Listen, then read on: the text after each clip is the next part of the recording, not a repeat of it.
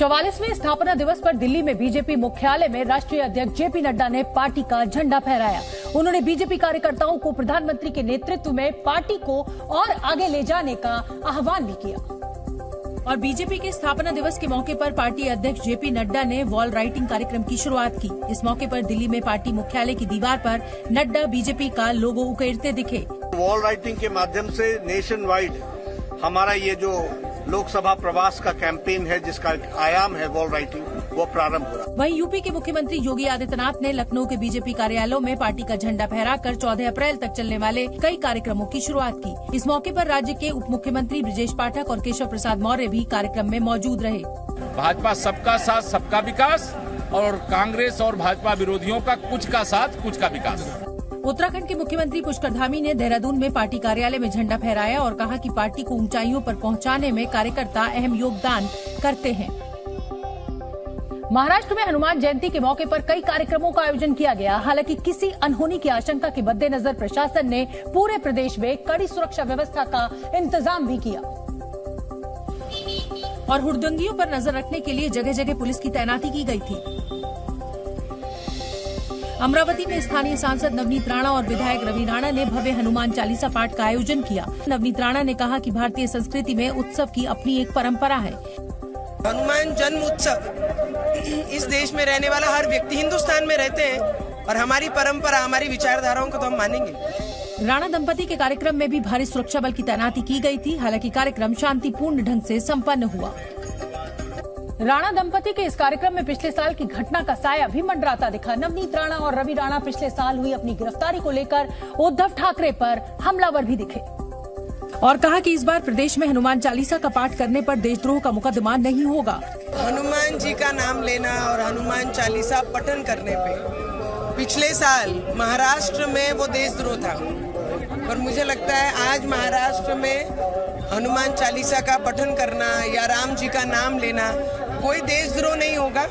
दरअसल पिछले साल पाबंदियों के बीच राणा दंपति ने मुंबई में उद्धव ठाकरे के आवास मातोश्री के बाहर हनुमान चालीसा पढ़ने की घोषणा की थी, जिसके बाद दोनों को देशद्रोह के मामले में गिरफ्तार कर लिया गया था।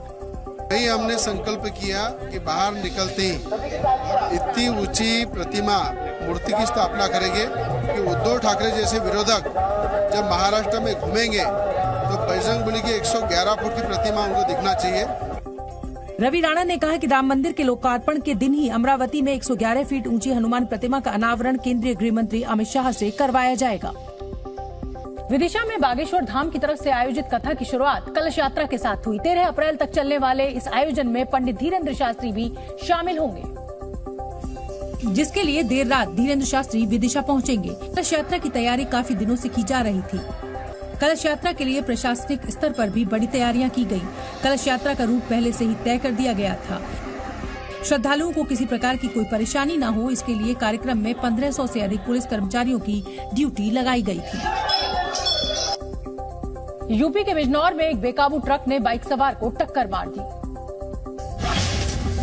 उत्तर प्रदेश के बिजनौर में ट्रक की टक्कर से बाइक सवार युवक और महिला बुरी तरह घायल हो गए थे। हादसे पर सीसीटीवी वीडियो भी सामने आया है। मध्य प्रदेश के उज्जैन में भीषण सड़क हादसे में 2 लोगों की मौत हो गई। टोल नाके का गेट तोड़कर एक कार ने दूसरे वाहन को जोरदार टक्कर मारी। हादसे के बाद से कार चलाने वाला शख्स फरार है। मध्य प्रदेश के रीवा में अस्पताल की लिफ्ट देर रात अचानक खराब हो गई, जिसके बाद लिफ्ट में आधा दर्जन से ज्यादा लोग 1 घंटे तक फंसे रहे। लिफ्ट के अंदर का वीडियो अब वायरल हो रहा है। मध्य प्रदेश के रतलाम में अनियंत्रित होकर एक बस पलट गई। स्थानीय लोगों की मदद से यात्रियों को बचाया गया।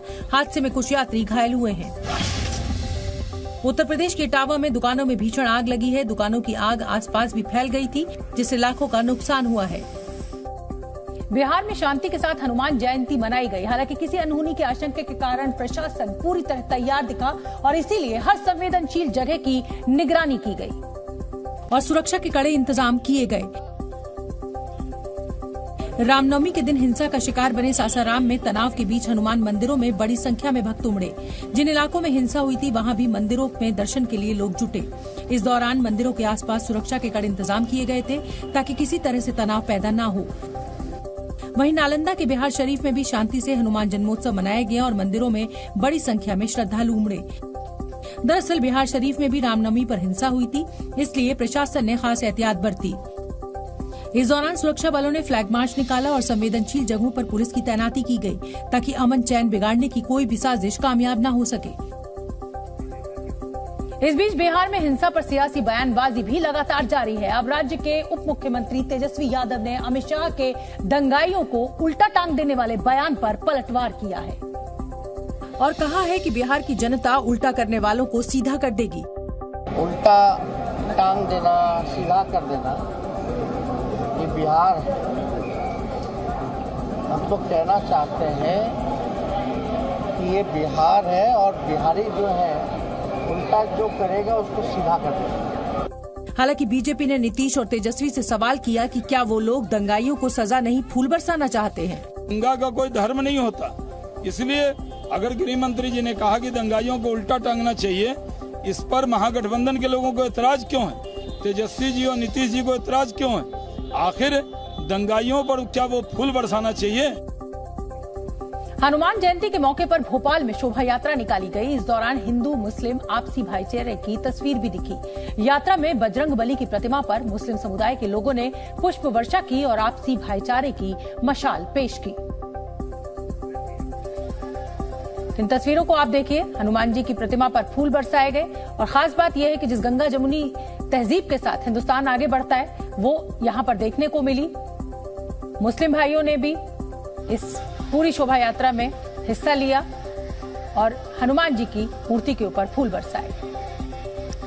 सब भाई हमारे भोपाल गंगा जमुना तहजीब का शहर है और यहाँ की परंपरा हमेशा रही है। यहाँ का हिंदू मुसलमान सभी त्योहारों में, देखिए मेरे यहाँ तो पिनकजूर है, रोजे का 1 मिनट बचा है, 1 मिनट बाद मैं रोजा खोलूंगा। अभी कोई हम अपने भाई पुरुष में प्रचार रहे हैं, बहुत खुशी का माहौल है यहाँ पर। और हमने और जगहों पर छोटी मोटी घटनाएं हो रही हैं, ये उनको हम संदेश देना चाह रहे हैं।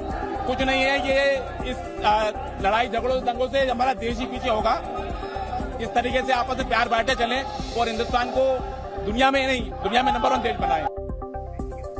कांग्रेस समेत विपक्षी पार्टियों के हंगामे के बीच लोकसभा की कार्यवाही अनिश्चितकाल के लिए स्थगित कर दी गई है।